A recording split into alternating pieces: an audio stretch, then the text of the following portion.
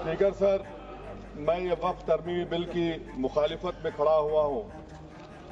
किसी एक शायर ने बड़ा अच्छा कहा था, जब भी ज़मीर और ज़र्फ का सौदा हो दोस्तों, जब भी ज़मीर और ज़र्फ का सौदा हो दोस्तों, कायम रहो हुसैन के इनकार की तरह। सर, ये वक्फ तरमीमी बिल भारत के गयूर मुसलमानों के ईमान पर, इबादत पर एक हमला है। नरेंद्र मोदी की हुकूमत ने इस मुल्क की सबसे बड़ी अक़लियत के खिलाफ एक ऐलान जंग कर दिया, और ये जंग ना सिर्फ मेरे जिस्म पर है, बल्कि मेरी आज़ादी पर, मेरी समाजी और माशी मार्जिनलाइजेशन पर है, मेरी शहरियत पर है, मेरे मदरसे, मस्जिदों, खानखाहों और दरगाहों को निशाना बनाया जा रहा है। और ये हुकूमत सच्चाई को नहीं बयान कर रही है कि ये तरमीमी बिल से मुसलमानों का तहफ़्फ़ुज़, तरक्की और गुर्बत का खात्मा होगा। ये सरासर झूठ है। सर, अगर आप आइन के आर्टिकल 14 को देखेंगे तो उसमें लिखा हुआ है इक्वल प्रोटेक्शन।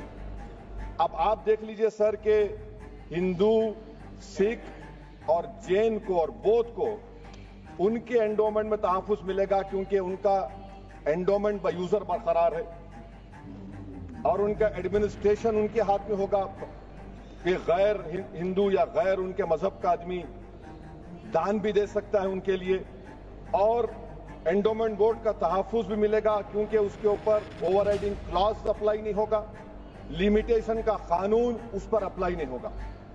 उसके बरक्स ऑपोजिट आप देख लीजिए, मुस्लिम वक्फ को वक्फ बाय यूजर निकाल दिया गया। एक मुस्लिम वक्फ की जायदाद पर कब्जा होगा, लिमिटेशन लगेगा तो जो एनक्रोचर है, जो खाबिज है, वो रातों रात मालिक बन जाएगा और एक गैर मुस्लिम वक्फ बोर्ड को एडमिनिस्टर करेगा। ये आर्टिकल 14 के इक्वल प्रोटेक्शन का वायलेशन। अब आर्टिकल 14 में सर इक्वालिटी बिफोर लॉ भी है, और उसका कैसा वायलेशन हो रहा है कि कोई आर्बिट्ररी स्टेप नहीं ले सकता और कोई भी ऑफिशियल किसी भी तरीके से गलत आर्बिट्ररी फैसला नहीं लेगा। यहां पर आप एक डेजिग्नेटेड ऑफिसर को रखकर वो फैसला लेगा कि ये जायदाद वक्फ की है, गवर्नमेंट की है। क्या ये प्रिंसिपल्स ऑफ नेचुरलिटी के खिलाफ नहीं है जिसका तकर्रुर एग्जीक्यूटिव करती है? ये हमारे theory of separation of powers Bharat के आइन का बेसिक स्ट्रक्चर का हिस्सा है। क्या इसका वायलेशन नहीं है? सर, आर्टिकल 25 का वायलेशन कैसे है कि आप मुसलमानों से वक्फ बाय यूजर छीन रहे हैं और फिर आप कर्ब कर रहे हैं वक्फ वाल औलाद को, मगर वहीं पर दूसरे धर्म के मानने वालों को उनके मजहब पर चलने की पूरी इजाजत है। लफ्ज जो आर्टिकल 25 में इस्तेमाल हुआ सर, वो इक्वली एंटाइटल्ड, यहां पर मुसलमानों के इक्वल एंटाइटल्ड नहीं हो रहा। अभी हम गृह मंत्री का, वजीर दाखिला का यहां पर उनका हमने तकरीर सुनी, यहां पर वो ये कहते हैं, वजीर दाखिला, शायद वो कटमुल्ला की जबान ना कह दें, वजीर दाखिला कहने पर वजीर दाखिला ने अपने बयान में कहा कि बोर्ड और काउंसिल जो होगा वो माने वक्फ इस्लाम से अलग है। सर, अगर ये बात सच है आपकी, तो फिर आपको ये कानून बनाने की जरूरत ही नहीं है। आप एक नॉन स्टैट्यूटरी बॉडी बना दीजिए। ये जो कानून बन रहा है ना सर, ये आर्टिकल 26 इसका सोर्स है, और आर्टिकल 26 जब इसका सोर्स है तो आर्टिकल 26 का ABCD क्या कहता है कि रिलीजियस डिनोमिनेशन को अपने मजहब के अफेयर्स खुद चलाना, मूवेबल इमूवेबल प्रॉपर्टी को लेना और एडमिनिस्टर करना। जब हिंदू धर्म को, बौद्ध धर्म को, सिखों को यह राइट दिया गया है, तो आप कैसे मुसलमानों से छीन रहे हैं? तो ये आर्टिकल 26 का ग्रेव वायलेशन है। तो सर, अब वक्फ बाय यूजर का मामला देखिए, मिनिस्टर साहब ने कहा कि एंक्रोचमेंट हो रहा है, 17,000 एंक्रोचमेंट हुए हैं। तो यही नरेंद्र मोदी की हुकूमत ने 2014 में उस वक्त के मंत्री ने एक वक्फ properties eviction of unauthorised occupants bill को इंट्रोड्यूस किया। आपने विड्रॉ कर लिया 2024 में उसको। क्यों विड्रॉ किया सर आपने? जब आप मान रहे थे कि एंक्रोचमेंट हो रहा है तो आपने बिल को विड्रॉ कर लिया। अच्छा सर, अब वक्फ बाय यूजर को आपने निकाल दिया, माने कंडीशन क्या लगाए कि अगर उसमें डिस्प्यूट होगा और गवर्नमेंट प्रॉपर्टी होगी। सर, डिस्प्यूट तो है। मिसाल के तौर पर मोहिबुल्लाह साहब जिस मस्जिद के इमाम है, पार्लियामेंट के सामने मस्जिद है सर, 123 प्रॉपर्टीज में मस्जिद है, डिस्प्यूट चल रहा है। कल कलेक्टर या डिस्ट्रिक्ट ऑफिसर बोलेगा कि भाई साहब ये गवर्नमेंट प्रॉपर्टी है, स्टिकर लगा दिया जाएगा, मस्जिद बंद, गवर्नमेंट प्रॉपर्टी हो गई, होगी ना सर? अब ये बताइए, आप जब से यहां पर पूरे बीजेपी रूलिंग पार्टी हमको ज्ञान दे रहे हैं कुछ नहीं होगा, कुछ नहीं होगा। मैं दलील के साथ बता रहा हूं आपको, ये मस्जिद दिल्ली गवर्नमेंट बोलती हमारी है, वक्फ दिल्ली वक्फ बोलता हमारी है। तो सर वक्फ बाय यूजर, अगर मैं अपनी गवर्नमेंट के खिलाफ वक्फ बोर्ड वक्फ बाय यूजर इस्तेमाल नहीं करेगा तो क्या है सर? अच्छा, ये अमेंडमेंट जब हो जाएगा तो मुझे कहने दीजिए सर, सिर्फ प्राचीन मंदिरों की हिफाजत होगी, मस्जिदों की नहीं होगी।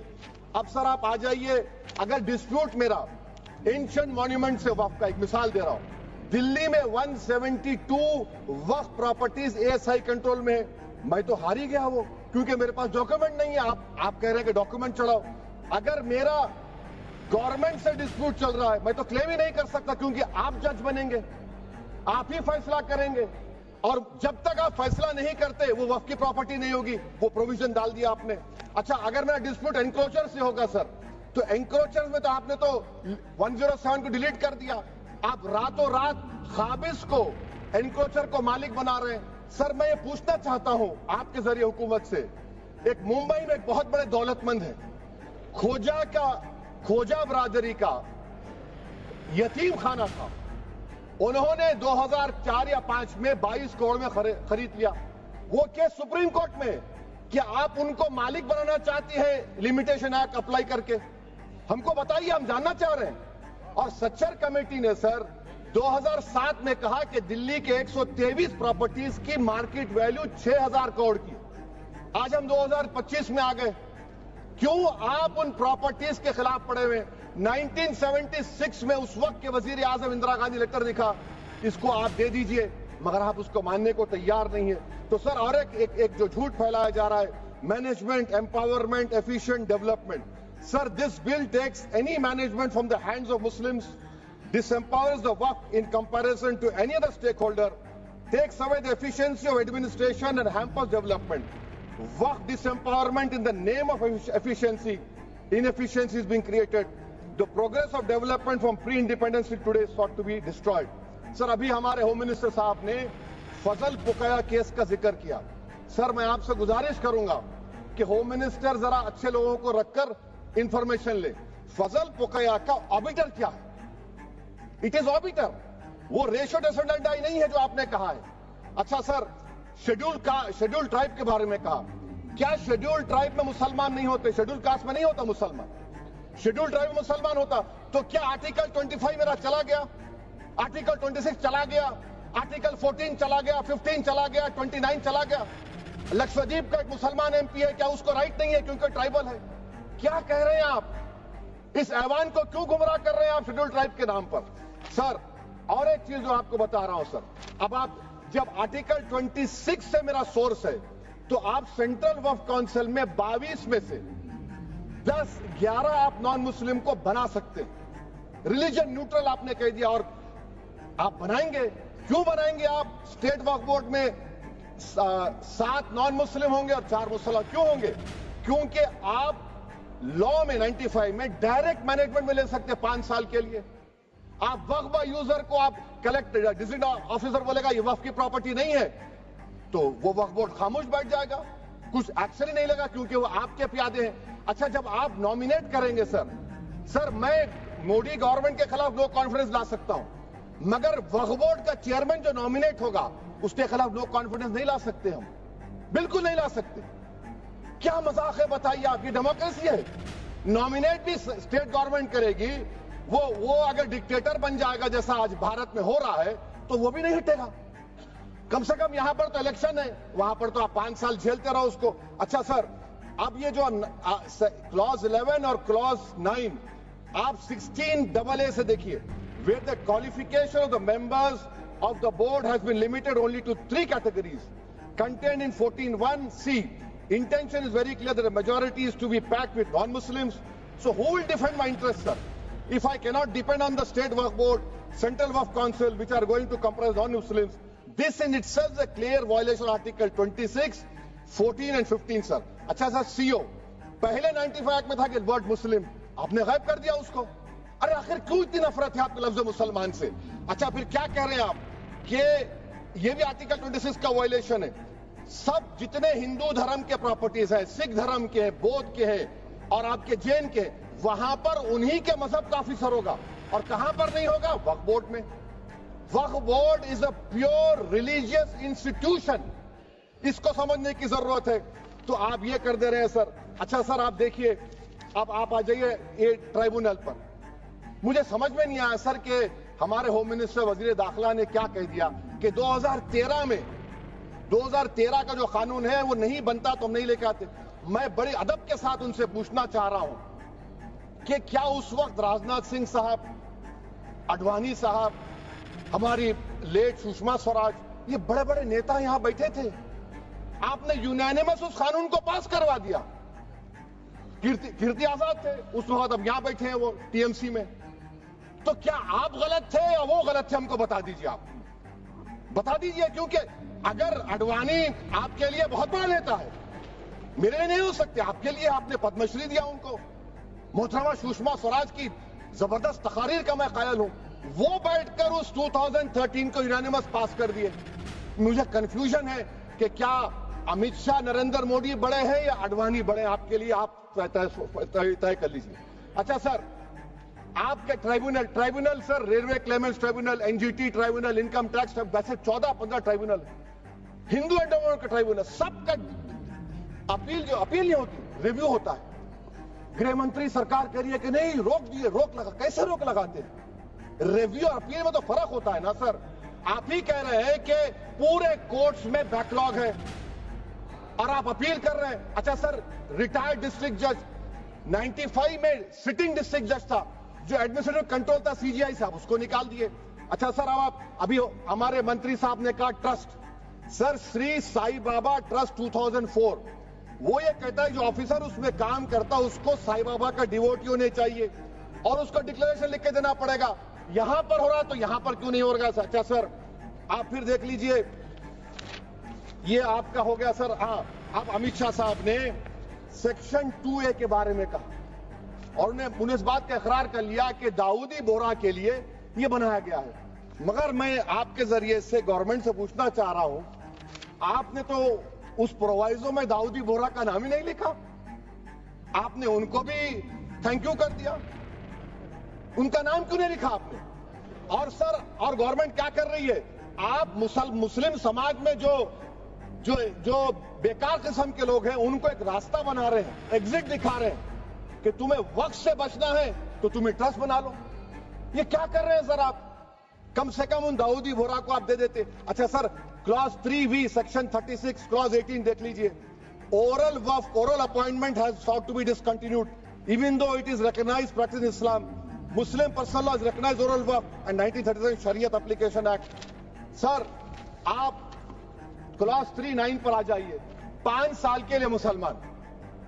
मैं किरण रिजिजू से पूछना चाहता हूं, सर दाढ़ी रखे तो मुसलमान प्रैक्टिसिंग है या क्लीन शेव आपकी तरह है? तो बताइए हमको, प्रैक्टिसिंग क्या होगा? अच्छा, किसी को पकड़ के मॉब लिंच कर दिया और बोले कि JSR का नारा लगाया, और वो JSR का नारा लगाया तो क्या मुसलमान रहेगा? नहीं रहेगा। या फिर देश के प्रधानमंत्री ने कहा था कपड़े देखकर पहचानो, तो क्या कपड़े देखकर आप कह देंगे? अच्छा, अगर कोई क्रिश्चियन हिंदू धर्म कबूल करता है तो क्या वो मंदिर को दे सकता प्रॉपर्टी? फिर भारत के संविधान में आर्टिकल 300 क्यों है सर? राइट टू इक्वालिटी क्यों है? फ्रीडम ऑफ रिलीजन क्यों है? 5 साल कहां से लाएंगे? अच्छा सर, और एक चीज सर, और एक चीज मैं आपको बोल के खत्म कर दूंगा सर। इस बिल में वक्फ औलाद का सर, इसमें आप देखिए clause 432, the creation of waqf al-awlad shall not result in denial of inherent rights to heirs, including women heirs or the waqif or any other right of person. Sir, ये article 25 का violation है, शरीयत application act 37 का violation, article 300A का violation. अच्छा, हिंदू धर्म में self acquired property को एक हिंदू, अब उसके फर्ज के 2 बच्चे हैं, वो एक को अपनी पूरी दौलत दे सकता है, कोई रोक टोक नहीं। वो कहेगा नहीं मैं घर के बच्चों को नहीं दूंगा, मोहल्ले के गरीब को दे दूंगा, वो भी कोई रोक टोक नहीं है। वहां पर आपको बच्चों की फिक्र नहीं है। जब मैं अपनी प्रॉपर्टी को अल्लाह को मालिक बनाकर दे रहा हूं, आप कह रहे बच्चों की फिक्र नहीं है।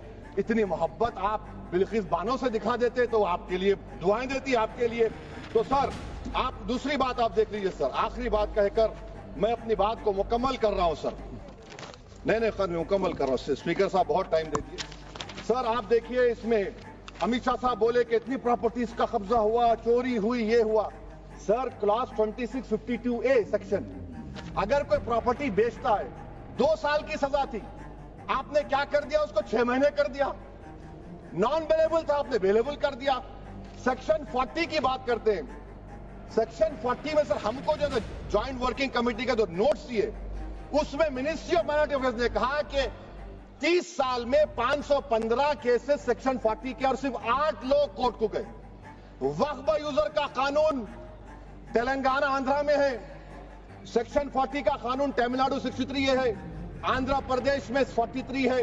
और सर आप डायरेक्शन दे रहे हैं, अच्छा क्लॉज 4218B देखिए सर, आप रूल बना रहे हैं, कोऑपरेटिव फेडरलिज्म के खिलाफ है, इतना रूल बना रहे हैं। और आखिर में सर मैं आपको बताना चाह रहा हूं स्पीकर साहब, ये बिल का मकसद सिर्फ मुसलमानों को जलील और रुस्वा करना है, मुसलमानों को दूसरे दर्जे का शहरी बनाने का इनका मकसद है। सर अगर आप हिस्ट्री को पढ़ेंगे तो महात्मा गांधी उस वक्त के व्हाइट अफ्रीका में सफेद फार्म अफ्रीका के कानून को महात्मा गांधी ने कहा था कि ये मेरा कॉन्शियंस इसको मानता नहीं, मैं इस कानून को कबूल नहीं करता हूं। तो महात्मा गांधी ने क्या किया, उन्होंने उस कानून को फाड़ दिया। तो मैं गांधी की तरह इस कानून को फाड़ता हूं। ये अनकॉन्स्टिट्यूशनल है सर। इस देश में झगड़े पैदा करने का काम बीजेपी करना चाहती है मस्जिद और मंदिर के नाम पर, इसीलिए मैं इसका कंडेम करता हूं। और मैं आपसे गुजारिश करता हूं कि मैंने अपने 10 अमेंडमेंट दी है, आप इसको कबूल करिए सर, मुझे बोलने का मौका दीजिए और उस पर डिवीजन का मैं डिमांड भी करूंगा। Thank you sir.